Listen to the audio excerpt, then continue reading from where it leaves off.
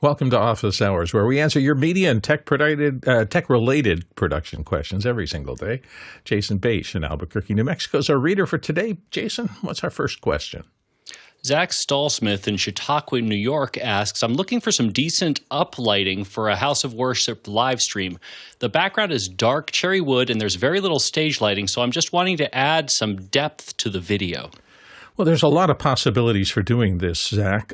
There's a lot of inexpensive wall washers. That's kind of the general broad category term that we used. Depends on whether you want just literally broad illumination for a surface, and that depends on what's on the wall and whether the wall looks good, or you want something dramatic like spots that have kind of that chevron look behind somebody. There's all sorts of possibilities. Let's get some thoughts from Jeffrey. Jeffrey, what are you thinking? Same thing that Mickey's actually thinking in the chat. He says ETC color source linear fixtures, and I totally agree with that. The big thing is whatever you get for lighting, you got to watch out for one thing, and that is the what's it called? Basically, if you start to fade the light, it will cause a flicker on devices. I actually had a light. I tested it. I thought it was fine. But then when it came down to, when I set up this studio, I set that light up above to shine on the back wall. And all of a sudden I was noticing that same flicker. So I switched out the light to reduce that. So yeah, when it fades down, the way that they have the electronics set up in the fade is it changes the pattern, and therefore you'll start to see the flicker in there. So that would be a highly recommended thing, not to get a light that does that, and test them out by fading them down, dimming them down to lowest to the highest, and see what happens. Yeah, to Jeffrey's point, a lot of inexpensive fixtures use what's called pulse modulation. They actually turn the light on and off in fractions of a second, and those are the lights that can cause you all sorts of problems, as opposed to something that just lowers the amplitude of the light coming out of the fixture through some form of modern equivalent to a rheostat, the old dimmers they used to have on theatrical lights. So, yeah. Testing for flicker is important. It's also important to know just kind of like what is the effect you're looking for. You're saying you just want to light up the dark cherry wood and give you something. Most lights will do that.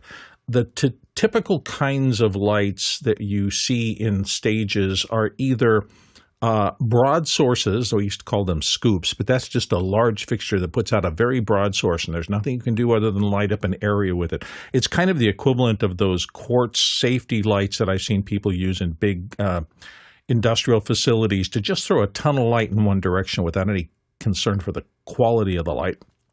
Then you move into things like lights with Fresnel lenses, which is a way to kind of limit a beam to a particular shape. You also get the harder versions of that, which tend to be ellipsoidal spotlights, which have a concave mirror behind the light that focuses the light, and then a lens. Those are like pattern projectors and things where you can cut the light very distinctly and put the light in a particular place. So each of those three kinds of fixtures and more can be used for backlighting behind somebody, depending on whether you want more shape and more controllability.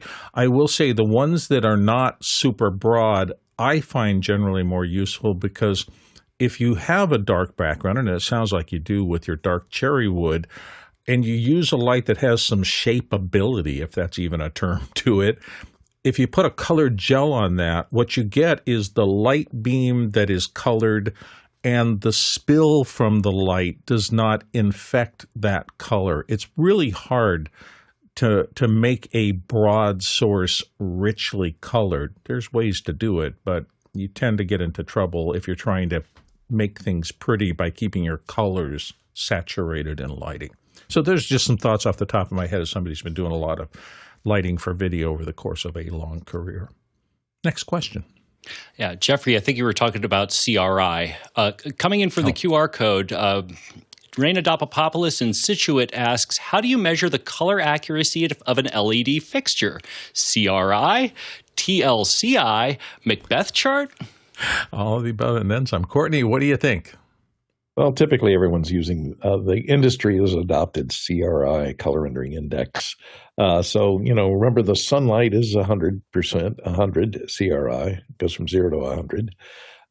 And most manufacturers of bulbs or lights will list the CRI on their paperwork or on their packaging. So look for a high CRI of 92 or greater. We'll have the best color rendering index. You can get meters that will spectrometers to measure the evenness, the wavelength across the spectrum, and you can plot it and see how accurate it is. But that costs a lot of money. It's easier just to read the little CR number and CRI number on the side of the package. I'd go for 92 to 95, somewhere in there for tungsten-based stuff. Be careful, daylight balance stuff can vary from like 75 to 90, depending upon what they're using to generate that daylight balance, that 5,000 Kelvin light, because sometimes it can be a little peaky and have peaks at certain values and have gaps in other values, which means that the accuracy of your color rendering is not going to be even across the way, even though it looks like a nice 5,000 Kelvin. Next question. Steve Bauer in Seattle asked, fixed my audio hijack distorted recording problem by changing the output frequency for the studio despite the speakers set to 48 hertz. One problem that exists is Apple's built-in text-to-speech. It's echoing. Ideas?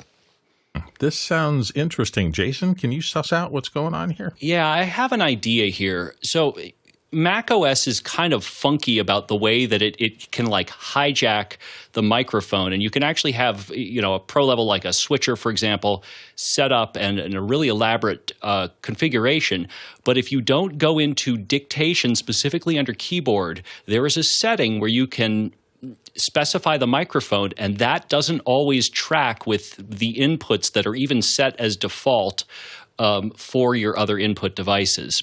I think the idea was, they wanted people to be able to dictate into a laptop independently of how they had their rest of the configuration set on their system for, pro level this or that. I think that's what's going on. That's really interesting. I've never run across that personally, but, I always found it useful at some point in setting up audio to sit down with a piece of paper or your computer, if you like to do it that way, and diagram my audio chains, because I got to tell you, one of the most complicated things as we get more and more devices are these potential loops that can happen. And whenever you say it's echoing, I always think that's possibly a signal that was an input getting sent to an output and then getting sent back to another input and going to the same output. The traditional feedback loop that came from putting a microphone on stage too close to the speaker such that there was a feedback loop between those two devices.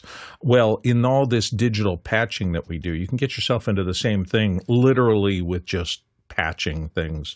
So I try to diagram exactly where my audio is entering, exactly what it's going through, and exactly where it's going.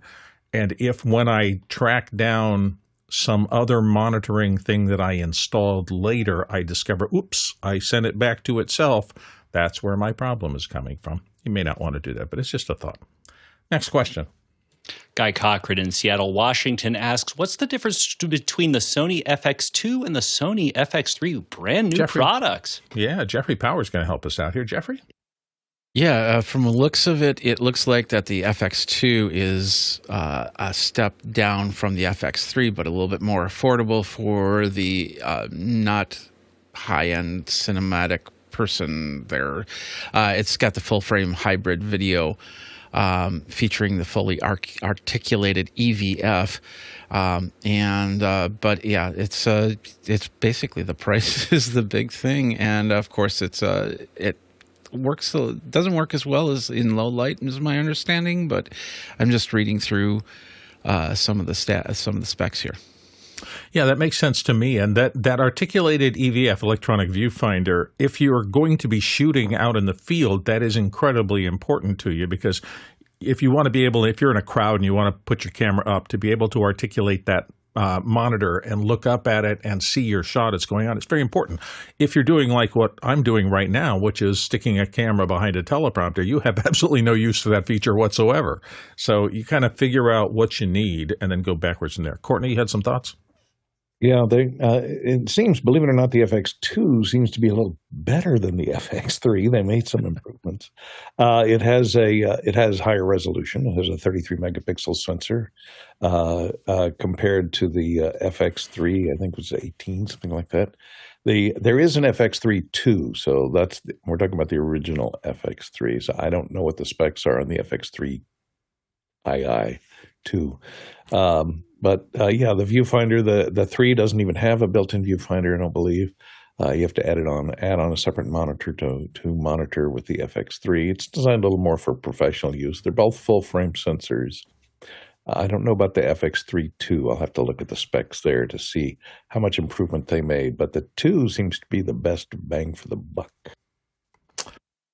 Oops. And don't forget, every day when you come here, your questions drive this show. Everything we do here is based on what you've asked us, either the day before, that day, or whenever. And if you'd like to get your questions into the system, simply go to officehours.global/join. That'll get you into the system for becoming kind of a member of the tribe, so to speak. But one of the advantages of that is that you can vote on the questions once you're officially part of the team, and that determines which questions we get to most quickly and which ones we spend the most time on. So that's officehours.global/join if you want to become part of the group here. Next question. Paul Walhus in Austin, Texas asks, so why do purple and blue lighting seem to dominate the backgrounds of our office hour panelists? And what other colors would contend for background lighting on walls? So there are reasons, and I'm sure you'll hear some of them now. Jeffrey Powers, start us off. So what I've always learned was that color equals emotion. That's why we have a mood ring that tells us our mood via the color. Blue is a very subtle color. It means that we're calm, we're relaxed. But then, of course, if we decide to throw a red in there, we're angry, we're upset, we're frustrated, we're confused. If you look at the background of Bill's scene, it's mostly green. A lot of people say that's the color of money, and therefore you want to get rich, or you want somebody to give you money. I don't know the whole thing. But anyway, I've always been told as an influencer, blue is the best color because it keeps things neutral, and go from there. I've been toying with the idea of actually changing the color based on what I'm talking about. That way, if I'm talking about, I'm being nice and calm about something, or if, I'm kind of upset as to what's going on from there. Courtney's got a nice purple. I'm interested to hear what he's going to have to say about that. Courtney, what's your thought? Well, mine is actually blue. Mine are set to blue, and they kind of look blue if I look at them directly. But on camera, they look purple because my camera color balances for the old noggin here, and it tends to shift that blue more toward a purple. And the purple works all right for me. It's a kind of a contrast. Green makes you look sickly. That's I've found. I don't like deep blue, and because it makes you look a little pale. The warmer colors, make you look healthier. So there's that choice. And after the sun comes up, it's kind of cloudy today, but when the sun comes up, it blasts through. There's a French door that's sitting right there. And it blasts into my face, and I have to compensate with kind of a mixed color temperature fill panel light here, which we're not getting very much from the sun right now. But this time of the year, I have to contend with the light changing throughout the show because it starts dark and ends up with the light blaring directly through these windows, coming through all that lovely smog in LA, which makes it nice and warm. So I will articulate a couple of other reasons on top of the ones you've heard already.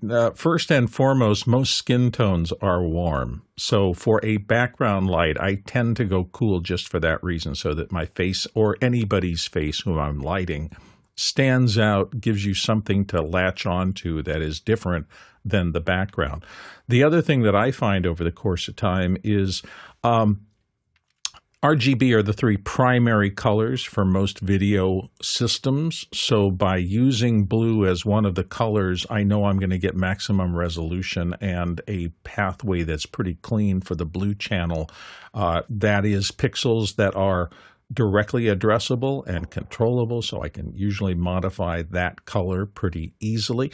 It also, and this is probably the single biggest reason that I try to stay in that realm whenever I can, is that it's a color that typically doesn't really show up in human faces. You get lots of reds. There are some other colors in the human skin. And in fact, once upon a time, a director of photography working with the folks at Technicolor told me that one of the interesting things, when I asked how come people of different ethnicities, the white balance process doesn't change, he says, because it's reading red. It's reading the blood subcutaneously in your skin, not the actual color of the skin. That's why you can white balance correctly or set levels correctly on anybody with any skin tones, and the process is relatively the same. It's not true of exposure, but it's true of color balance. So for what it's worth, those are some reasons that I've always gone with a cool side of the color wheel background when I can. Jeffrey Powers. I will add one thing about the blue, and that is for the background is great. And by the way, this is the light that was changed to avoid the flicker.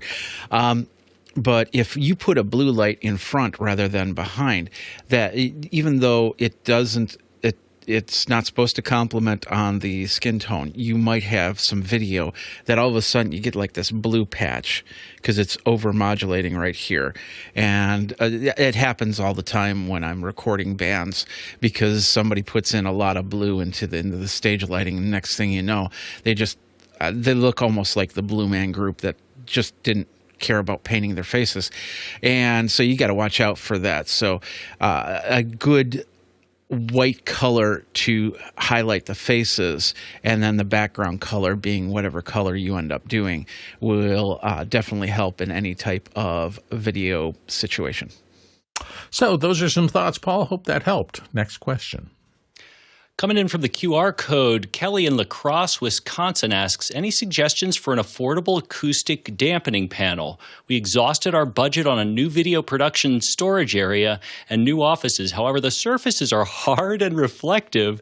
As you can imagine, the sound carries throughout. Thanks. Courtney, start us off. Help Kelly out. Well, if you have very low funds and you are not going to shoot the background, these panels in a shot, one thing I suggest for dampening, sound dampening, which have been around for a while, is these mattress toppers. These are polyurethane foam, and they look for the ones with the sculpted. This has a 5 zone, which has little circles and has little dimples, and you can get it in 3 different sizes, twin, full. The cheapest one is like $12, the size of a twin bed. And you can hang them if you get a couple of 1/2-inch by 2-inch planks, and you sandwich one plank on either side at one edge of probably the shorter edge, and put one on either side and screw them together with drywall screws, and then put some eye hooks in the top of them. Then you can just, that'll hold that foam securely because it's fairly heavy. It's fairly dense foam. It's polyurethane, and it absorbs a lot of sound, and it dampens all reflections in both ways. So that you can hang them up onto a wall with just a couple of hooks or screws at the top of the wall, and then those eye hooks at the right places, and you can hang them up and then take them down if you want to return the wall to its normal appearance. But that'll help dampen the sound quite a bit. And for $12 a piece for I think it's 48 by 6.5 by 4 feet panel. That's pretty cheap. Most acoustical panels that you buy for sound treatment are going to cost you like over $100 for that size. Jeffrey Powers. Hello, Kelly. How you doing? How's La Crosse today? Down in Madison, everything's good. So if you've watched me, you've noticed that my background has changed in the last month, and that's because I actually put up acoustic panels. These are from Costco. These are called the Sonalook panels, and they come in 2.5 by 2.5 foot versions. They're basically foam on the back, and then wood slats on the front. Now, you could easily also make these by just going and getting one of those multi-mats that you put on the floor for like exercise equipment, and then you could put them on the wall and then just get wood slats, maybe from like a wherever, whatever hardware store, and be able to put them up from there. That would take a little bit more work. These hold up by, as Courtney said, simple. I have a drywall screw on the top and a drywall screw on the bottom. You can put them on the side. You can turn them around this way. You can put them at an angle and have a lot of fun. These are probably going to be more permanent fixture here. If you need something a little bit more temporary, one of the things that a lot of people do is they get moving pads, and you get moving pads that have like a black side and a blue side, and then of course most likely you put the darker side onto the in the face front. But if you're looking for something that needs to be also on video, moving pads don't really look that great on video. So this is what I would suggest. Costco, I got these at Costco, the Sonalook, and actually I think they're on deal until June 1st for like $35 a panel. And so otherwise, if you go to Menards, which for those of you who are not from the Midwest, that's a hardware store in the Midwest, they have full-size versions of those panels for about $50. Home Depot, I think, also has them, but I'm not sure about Lowe's because we don't have a Lowe's here. But there are also a lot of online options, and you can get them on Amazon and everything like that. They're going to be a little bit more expensive, but they will definitely help dampen the sound, and they're easy quick install for that, and they look good, and that seems to be the fashion for the last year, is these wood panels. Yeah, it's fascinating to me that you're talking about regular hardware stores having acoustic dampening material that's designed to be put up in somebody's home to do video work. I mean, that's the only reason you'd have something that looked nice. I suppose architectural too, but boy, have we come a long way since the days when I was starting in my career that nobody cared about any of this stuff. And boy, it's another one of the reflections of COVID that they thought there were enough people who were going to be doing this kind of work at home, doing home studio transfers, that it's now a general home store product. Boy, have we come a long way. Next question.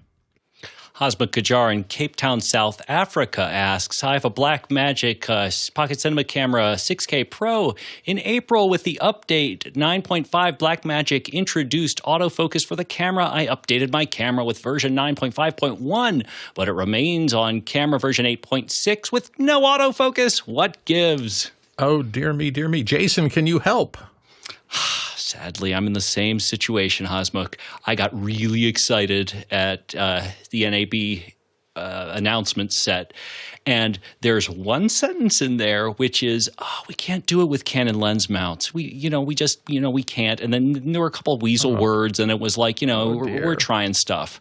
But no, if you have the 6K Pro, the original revision, I don't think they're going to end up being able to get autofocus to work. And that just has to do with the difference between a photography lens and a video lens. Wow, they sold so many EF lens mount Canon 6Ks. There are probably a lot of people with this challenge. Sorry, Hasmukh, that's disappointing. And I used to have one. I still have one. So I'm in the same kind of circumstance. Well, we thought we'd get by with being able to use our old photography lenses. And we can. I'm doing it right now, and so are a lot of people. But next question. Michael Boitnott in Richmond, Virginia asks, I've always been curious about events like the Macys Thanksgiving Day Parade. Why do they use a vocal track rather than live singing? And why does it look so bad? Courtney, help us out here. Well, it looks so bad because consider the time in the morning, and singers usually don't get up before noon, and they're still hungover from the day before. So staying in lip sync with that playback track is problematic for them. The reason they don't try and sing live, they've tried to do it a couple of times. The problem is you've got acts that are coming and going. It's a parade, They can't stop for some of the acts just have a very limited amount of time that they perform on camera in front of Macys there, and then they have to move on. Otherwise, the rest of the parade has to stop. So they cut the song short frequently, and having the singer know what the cut down is fairly difficult. That's why they have trouble staying in sync sometimes. And also they would have to give them handheld wireless mics on every float that comes by in order to maintain, otherwise you've got 50 different channels of wireless that are going to be coming down the street, and that's going to be problematic in an RF hostile area of out on the street in New York. So that's why I think they keep it simple. They play back the track through speakers so the talent can hear. They have a dummy microphone. Sometimes they'll have a live mic, but usually they'll keep it down. They'll have the live mic for them to respond to if anybody, the hosts throw some questions at them or something. But usually when it comes to the track, they may pot up that microphone if they're capable of singing at that time of the morning. If not, they just go with the track. Yeah, I think I would make the same decision. You've got huge risk and very little reward to doing anything other than controlling every single aspect of production and using a track rather than trying to do 100 live performances over 4 hours is way safer. Next question. Paul Walhus in Austin, Texas asks, Fujifilm X10 28 to 112 f2 to f2.8. Does it stack up with the Sony ZV series for intuitive menus and autofocus? And he includes the YouTube link. Well, we've always said we don't talk religion here, and I think camera lens decisions, particularly qualitative-based ones, are very close to religious issues. I mean, it's really hard to compare two. This is me personally. It's very hard to compare two lens types unless you have your chance to get your hands on them. For me, that's why I've been a longtime customer of lens rentals and borrow lenses both. It's a process of before I invest in a lens, I want to actually have it in my hands and figure out how does this operate in the field? What's it like? How responsive is it? Where are the controls located? You can be pretty sure if you're used to, for example, Canon glass, that they're going to create new lenses that work like the old ones with the controls in the same place and the same operating things. If you're going to get into suddenly moving to a different lens, you're going to have to relearn that stuff. And photography particularly, I mean, you may be talking about using this for video, but photography, you're trying to capture a moment. And so anything that distracts you from being in the moment, watching your subject and trying to figure out what is the decisive moment to release that shutter is something that's going to annoy you. Paul, I just really think that this is something I just set up a little rental budget. If you're thinking about buying a lens or you want to compare two of them, get both of them in and spend a day figuring out which one suits your shooting style the best. It's my best advice. Next question. David Brady in New York asks, can Apple rebound from Apple Intelligence missteps? What are we predicting at WWDC? That's a great question, David. Let's have Jeffrey Powers dive in and then Courtney. Well, you're asking two different questions, I think. But Apple Intelligence, actually, if you really think about it, Apple Intelligence was a great concept for Apple because they wanted to have an AI that was completely controlled by them. And in our Apple experience, it basically means that they want to create an experience that has a bunch of security protocols put into play, so it doesn't affect you adversely, as opposed to large learning models in general. They're just out there, and they're pretty much uncontrolled there. So they were trying to really dial it in, and it didn't work because people want to have something a little bit looser. In fact, if anybody's got an iPhone 16, it's got that special button on the side where they just press it and hold down. Most likely they've got ChatGPT in that button, and that's where they really wanted to have the Siri in and acting for whatever they need from there. So I think that Apple Intelligence is not dead by any means. I think they're going to reconfigure their large learning model so it works. I still think that Apple Intelligence is the way to go for them, as long as they kind of loosen the idea of the security idea right there, and really focus it on that. I'd really love them to fix their AI on Apple Music, because I don't care for AC/DC songs, and there's a long story behind that, and I won't get into that. But every time I ask for classic rock, the first song that comes up is AC/DC. They should know by now that I skip all those songs. They're not watching you closely enough in that case. Jeffrey, Courtney, your thoughts? I don't know. I don't follow Apple that closely about what they're going to be announcing. The rumor is that they're going to announce some glasses very similar to the Ray-Ban Wayfarers that are out that have ChatGPT built into them. And Google's Gemini announcements at Google I/O just last week or so showed their glasses off. Which I'm sure will be out before the Apple glasses are out. So they're rumored to be showing an augmented reality with a built-in voice response and an in-glasses display, but not necessarily like the Vision Pro where it's augmented reality. It's just more of a heads-up display that displays information like the Google, the latest Google glasses that have been announced.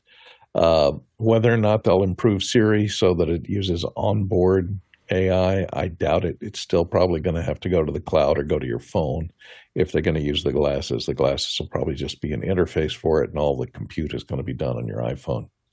That remains to be seen. Whether they'll improve Siri's accuracy or intelligence, that also, they've always been behind on that.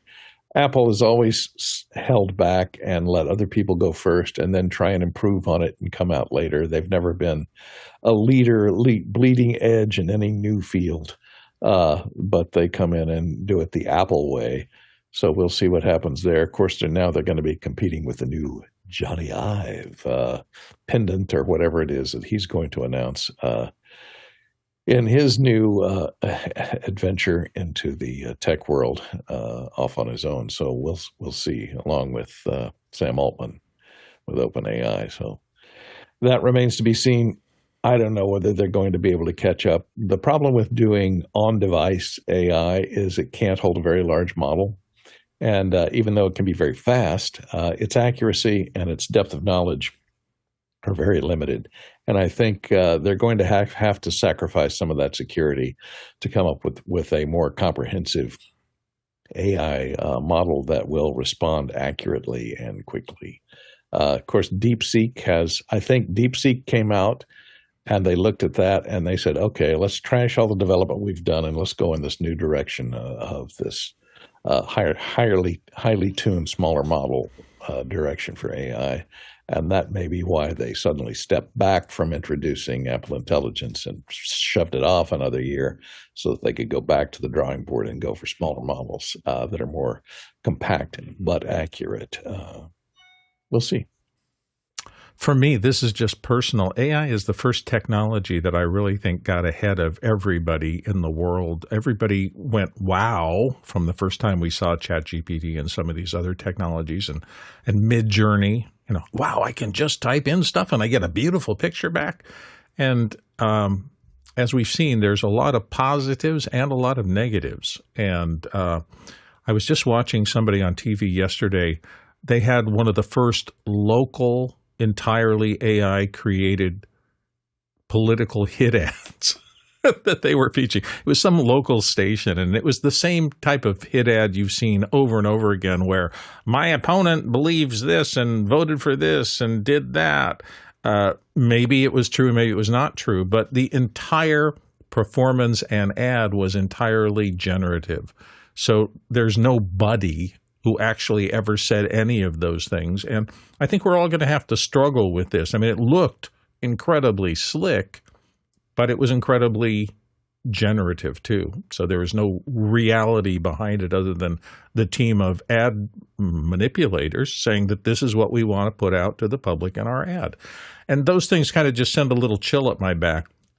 I've never been upset about generative AI related content coming to me because I can make my judgments and maybe I can educate myself enough to know what's real and what's not. I've always been more concerned about the work that I'm doing getting out into the generative models. And if I come up with a good idea and it takes off, then everybody on the world can see the good idea and start doing their version of it. And I can't do anything about that. It's just weird. Anyway, so that's me. Could be entirely wrong. We'll see how it all develops. Next question.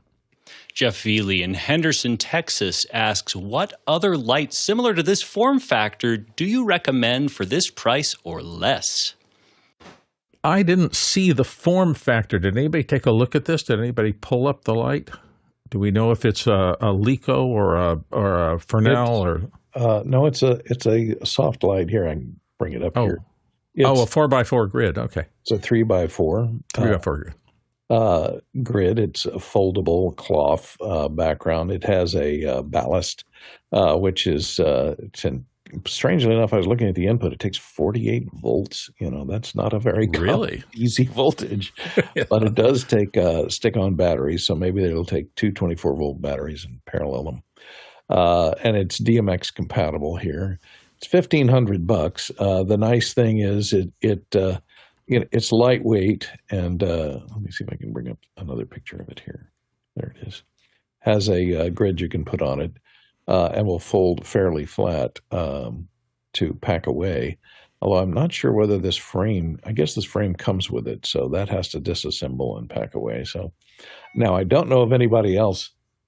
There are Aperture, I think, makes one that's kind of similar. I don't know if the pricing is probably going to be double the $1,490, the $1,500 that this one is, especially for a bicolor DMX control panel light that is foldable. I'm not sure of any, but I haven't done a whole lot of research in that neighborhood lately. Yeah, it looks very useful to me if I was doing travelable video with older people. I might carry something like that along. The bigger the actual light emitter, the softer it looks and the more kind it is to people with wrinkles or blemishes or things like that. So in that respect, we always want to have large semi-controllable. This has a grid on it, so it's telling me that they understand controlling spill when they do that. And the fact that you might be able to travel with it, that'd all be pretty easy. I can see a lot of professionals being okay with the $1,400 price that I saw go by there for something like that. I will say it's probably for that kind of portraiture.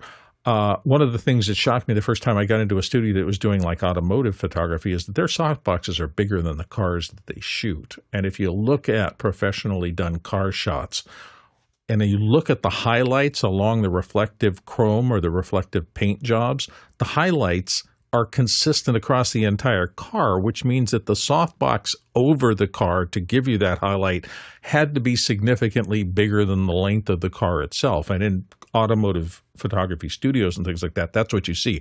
Whole ceilings essentially done of these kind of soft lights. So this is not big enough for those kind of circumstances, but it's certainly big enough to do one or two people sitting at a panel discussion. If you had two of these in a panel discussions, I think you could get some very, very flattering light out of it. So for the people for whom that's important, something to look at. Next question. Tony Mobley in Noonan, Georgia asks, for the panelists who have seen my setup, should I remove my TV and replace it with a bookcase, books, and old technology? I just did these in the order that came. Jason Bates gets to talk first here. Jason? Sure. So if the TV you're talking about is the one that is directly behind you, the problem with that TV is that it is too small to actually be what I think you intended it to be, which was some sort of LED background. It has to be. I mean, I wouldn't try that with anything less than 75 inches, and even then, you're just going to be chasing your frame a lot unless you are always exactly in the precisely the right place. Good news is 75-inch TVs have never been cheaper. The bad news is they're a lot more expensive than a wall of books. I think books would actually be a little bit more on brand for the vibe of your show. Courtney Gooden. Yeah, I go with the books. The TV, is nice because you can change what's on it. But sometimes I think TVs behind, you have to adjust the brightness carefully and depending upon the lighting in your room and also the color balance. If you're going to put anyone with skin tones on that TV or you're going to have to color balance it for the lighting in your room and the lighting in your face because most TVs are balanced for 9500 Kelvin or daylight balanced. The backlights are daylight balanced, whereas, usually most people light with tungsten balanced lighting. So you would either have to change your lighting to match, to get the color accuracy correct on the TV in the background. Also, I think they can be a little distracting, especially if they have anything moving on them. But a bookcase is nice, and if you can make it out of focus enough, have enough bokeh on, put it far enough away from you so that it'll be slightly out of focus so people aren't reading the titles of the books, because people are very judgmental, I find. Jeffrey Powers. You okay, Jeff? Sorry, I was setting something up. I'm looking at your, and I've always struggled with having a TV. In fact, I had a monitor behind me for many years. The only reason why I don't have it in this studio is because I cannot fit it in frame and get it to work. But in your situation, these are the problems that I have with it. So this is one of the frames from your show. The TV's right back there. As you can see right here, we can see your production through the reflection of the monitor. The perspective of this monitor is kind of awkward, so it just kind of throws off the whole background. So what I did was with my monitor was I was always repositioning it and looking at this shot right here with the monitor in to see if that perspective looked a little bit off, if it kind of looked a little tilted inside the in frame, and then of course make the adjustments for there. So putting that on some sort of a adjustable VESA mount, and if you do keep the monitor, I highly recommend that you move it a little bit more towards the side here, so it will kind of complement and your shot, because right now you're pretty much blocking about half of the monitor itself. So putting bookshelves back there, I don't know if that's going to make much difference, because once again, the bookshelves are going to have that same perspective because you're coming at the wall from a slight angle. If you move the camera a little bit so you had more of a flat wall, or moved it like I do so there's a corner behind you but it's not as persistent, that kind of changes the perspective, and then you can get away with a couple things like a TV that just kind of has a really weird angle to it on there, or bookshelves. I think the bookshelves will make it look like you're in a very confined space, and unless you can get a good bokeh going on that shot right there. So pulling your desk out a little bit will help on that. Straightening out the camera will help on that. Those are some of the things that I would look at. And the monitor, you'd have to pitch it just a little bit more so you don't see the background, the production stuff. And a monitor that also has more of a matte finish rather than a gloss finish will help with any type of external lights. Of course, any bright light like the ones in front of me will definitely shine into anything. I have the little Davoom back here, and I'm always trying to reposition that. You can't see it on this frame, but I'm always trying to position that to get it from shining lights and through the glass right there. Hopefully that helped, Tony. Don't forget, if you value what we do here, there are a few ways you can help us. You can like and subscribe to our YouTube channel. You can volunteer at officehours.global/volunteer and become part of the team that makes everything that we do possible. Incredible people to hang out with. Trust me about that. Or you can donate directly if you'd like to support us that way at officehours.global/donate. We appreciate anything and hope we are being of value to you. We will be of value right now by going to the next question. Angelo Jack in Brooklyn, New York asks, looking for a new security camera system with remote access. Any new advice here mid-2025? Jason, what's on the top of your list today? Okay, well, I'm not sure what you call new advice, but I've been using Unify Protect which is just, it continues to impress me. I have a couple cameras around my home. One of the larger installations that I did, I just got permission and I'm pulling a live feed here. So, here we are with each one of these is a 4K camera. And as you can see from the movement of the trees that have obscured one of those cameras, it is really, pretty good resolution, even when it gets blown and compressed down. Right now, I'm looking at the timestamp 8:44:34, so about a 2-second delay on that, and that's just being pulled live over the public internet. The neat part about this is that there's no subscription. You will put hard drives or an array of hard drives into your network rack, and your router will run all of the CCTV type stuff. If you turn on the AI stuff, there are always weasel words. Does it ever leave? My router. I honestly, I don't. The minute AI is involved, I'd say no, but there are ways around that. So Unify Protect is pretty cool. Courtney Gooden.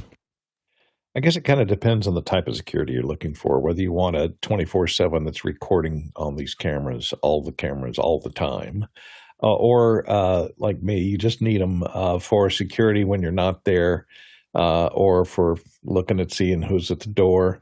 For that kind of stuff, I've been going with, you can see one over my shoulder right there as a Wise cam. That one's pan tilt. It's a fairly old one. They have a much newer version out now. They're very reasonably priced. Plus, they locally record. All of them, I think, have micro SD cards that plug into them. So when they detect motion, they'll start recording.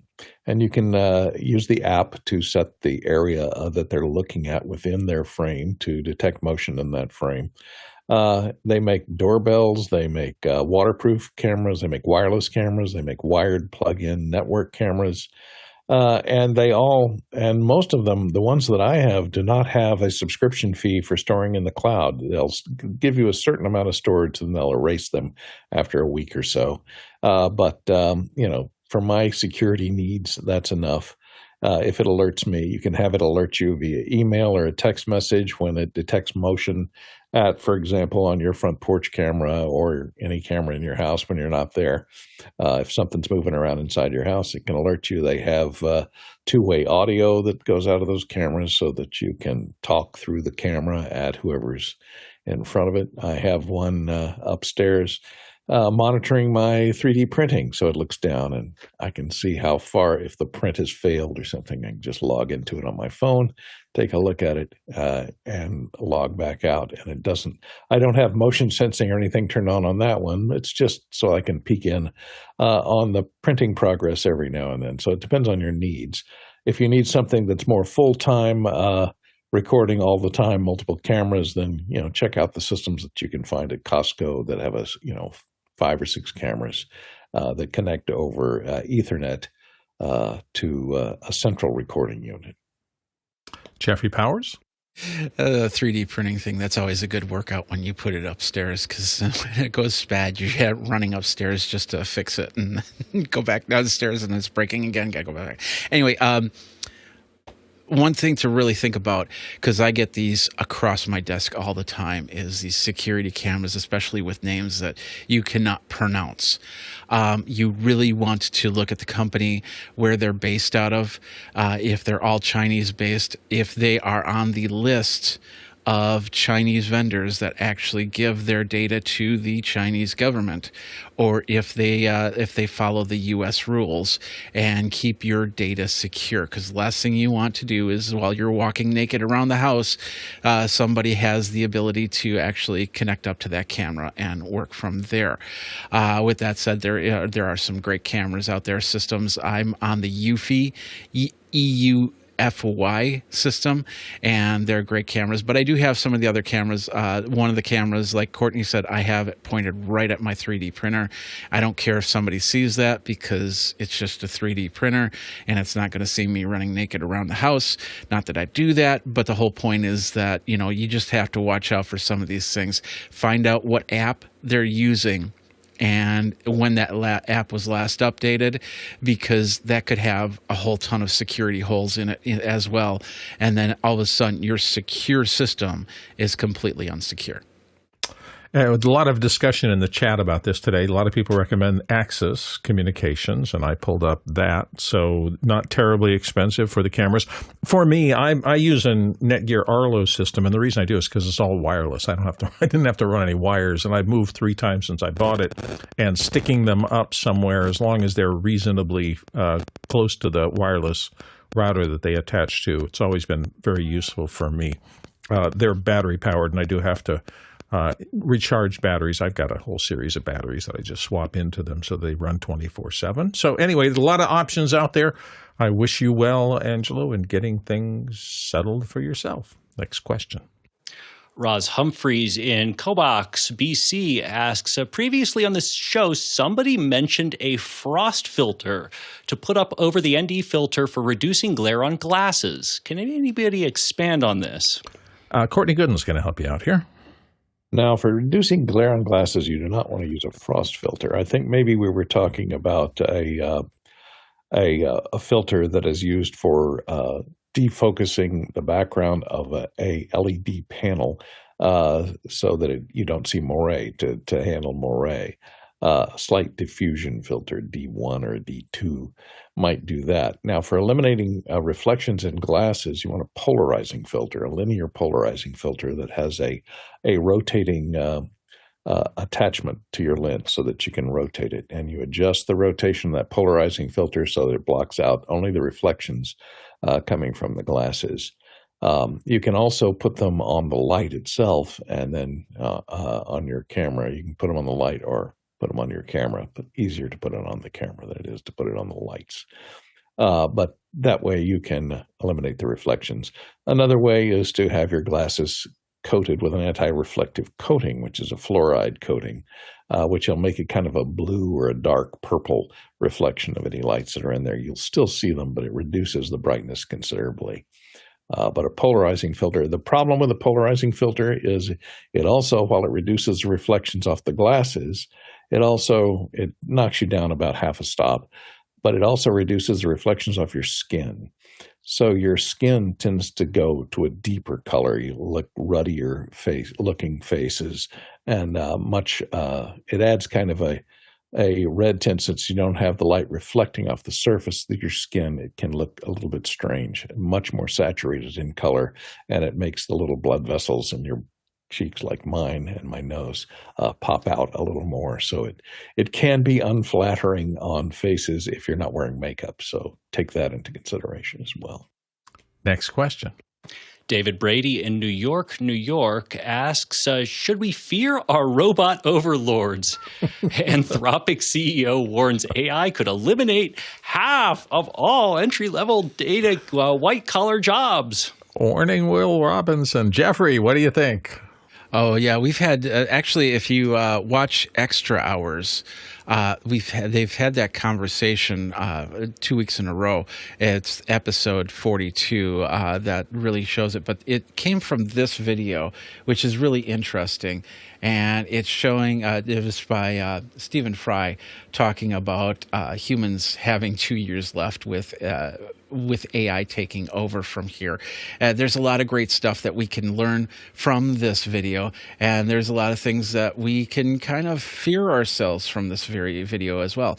The one thing that I noticed is a lot of those AI robots, they could actually replace a stunt person in the upcoming years, because an AI robot doing the same stunt as a stunt person is, of course, less problematic. If they break, that's no big deal. There's no real insurance needs on that, except for if the AI robot falls on a person. And of course, they can kind of dress that AI robot up, giving it the height, the weight, the everything of the actual actor. So there's a lot less extra that needs to do. And then, of course, AI can cover up the extras that need to be done in post. So that's one of the things that I saw that AI could take over completely. But I still think that there's a point where AI, we just have to shift our ideas of how we perceive AI, because it can become something that helps us more than takes away our jobs. And I think that that's the bigger key moment right there. If you can adapt, then you're good. If you can't adapt, there's still going to be, I don't want to say ditch diggers because I think that's the wrong term. There's still going to be positions that you can do, and there's still going to be old ways to do it, things. Like, for instance, the person that uses the Polaroid camera instead of the digital camera and still makes a living doing that type of stuff. Courtney? Yeah, I'm not too worried about them, taking over and killing us all, because we could, if you look at all of those anthropomorphic humanoid robots, their batteries only last about 2 hours, and then they have to be recharged, or the batteries have to be replaced. You just cover up all the outlets in your house with those child protective covers, and then the robot is helpless. It won't be able to recharge itself, and in 2 hours you'll be free again. So that's why I'm not afraid. Jason Beige. I'll wrap up with my summary of what Alex basically always says. In this case, if you are, at the top of your game and one of the better or best people in your field, you're never going to have anything to worry about. If you are right in the middle of the bell curve, you better try to get a little bit higher up. And if you're at the bottom, no matter who you are or whether or not you have a college degree, you're going to be struggling. And that's because, yes, of course, everything that can be automated, somebody up the chain is going to try to automate. And if your job is boring, then you should probably get a better job. Personally, I love our robot overlord. I think we need more robot overlords. I think they are smarter than humans and kinder, and I want more of them. And this is my official statement that I hope lasts on the web a long, long time. Next question. Roz Humphreys in Cobox, BC asks, Courtney mentioned 3D printing. What kinds of projects has anyone produced lately? There's a little bit of kerfluffle on the back end here, so Courtney's not back up yet. We've lost his. You're sending us a lock screen icon. I'm not sending that, but it seems to be showing up on the back end. So I thought I was really nice to our robot overlords. Going on, They're angry. I was going to show you some nice things, but my camera's working here. I'm seeing nice pictures looking back at me, but apparently on the back end, it is not. Jeffrey raised his hand. Let's let him have a moment. Maybe you can solve things for yourself, Courtney. Yeah, I can't show you any pictures because this is the last minute for me. But what I've been doing is I've been working on a production cart. I got this idea last year, and I decided to. You're 3D printing a production cart? No, I'm. Basically, it's a cart. It's using one of those wheeled walkers that you see people use, and of course, it'll be great for when I get old enough that needs the walker. But the idea was to retrofit it so I could actually use it for production and for my music as well. So I went to Goodwill and I bought basically as a $450 walker for $8, which was great. And I've been adding stuff to it, but I've also been 3D printing stuff. This is the first time I started using TPU, which is more of a soft rubbery filament, which allows me to make things like bumpers. And so, like for instance, I created a table on top, and I put a bar system, so I 3D printed bumpers for the bar. So when the tabletop comes down, it doesn't hit onto the bar. It has a nice little soft ending right there. So those are the things that I've been doing on my 3D printer that are pretty great. Courtney, you got back. Welcome home. I got back. I need to print something that keeps my ATEM from delivering gray. I've been using these wonderful Quieter 3 Malays computers, but the problem is, they don't have any fans in them, and they have a radiating top on them. So in order to properly cool, they have to be exposed. So I developed a little base for them using 3D printing, so that I can now just stick the computer into the 3D base. It'll stand up, and you still have access to all the ports. All the ports come out the back, so that's handy to have. Look, here's a 3D printed wrench. Looks like a real wrench. Looks like it's metal, but it's plastic. I have printed some of these little clips that are used to hold cables going down my microphone stand. If I can get it, I don't know if I can't get it into the shot. They clip on with a satisfying click here, and you can move them up and down. Oh, there, just barely see it. I can't. Not enough length in the arm to get it into the shot. But yeah, those are a few things that I've done. And I use 3D printing mainly. You know, you can use 3D printers if you have kids to print out little toys and cat toys and things that to keep you entertained. If you're playing Dungeons and Dragons, you can print those little character stuff out. But I was never into printing any of that stuff. Almost everything I use my 3D printer for is for functional stuff. Adapters, brackets, things to hold things, boxes that I want to mount little switches and things in. They're perfect for that kind of stuff. And that's pretty much everything I have in Tinkercad is all those little strange things that hold things together. Jason, last word. All right, so I'm going to go so far as to say I don't even own a 3D printer, but I have designed for them. This is a USDZ that I created to hold a Shure body pack. For those familiar with production, you've seen a zillion of these. They are very, very standard. And what I wanted was something, so the negative of those two inputs is basically set there, and I wanted it to connect into to basically just to be able to be screwed into a piece of plywood. So I took the negative and just basically set it so it really just does click into this piece of plastic, and the wires can be pulled through this piece, and it worked beautifully. I did this a couple years ago, and I think I just sent it off to a service to have it printed, and like first shot worked perfectly. Thank you all for being a part of Office Hours today. If you're watching, you're a part of us because, as you know, you are one of our producers, and those who put questions into the show are how we drive the show every day. So thank you to all of you. To our panelists who show up every day and provide their expertise and years of wisdom, thank you.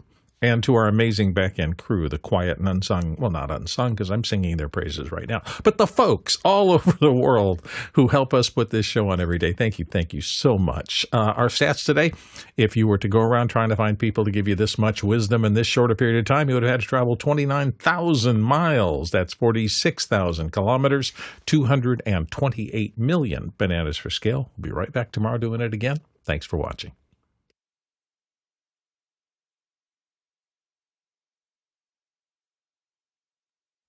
Hey, yay! The banana got a cameo. Excellent. Standard show banana. That's right. That is a standard metric banana. 3D printers are under $200 these days. Not any one you'd want to use. Oh, I have all of mine are under $300. Well, not all of them. They're under $300, and I use all of them. They work quite well. The Creality Ender 3 V3, great printer.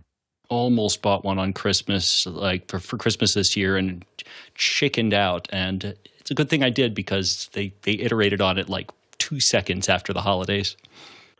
They do tend to do that a lot. Yeah, let's dump all the inventory in the buying season and then do something new 3 weeks later. And quick, buy them while the tariffs are gone.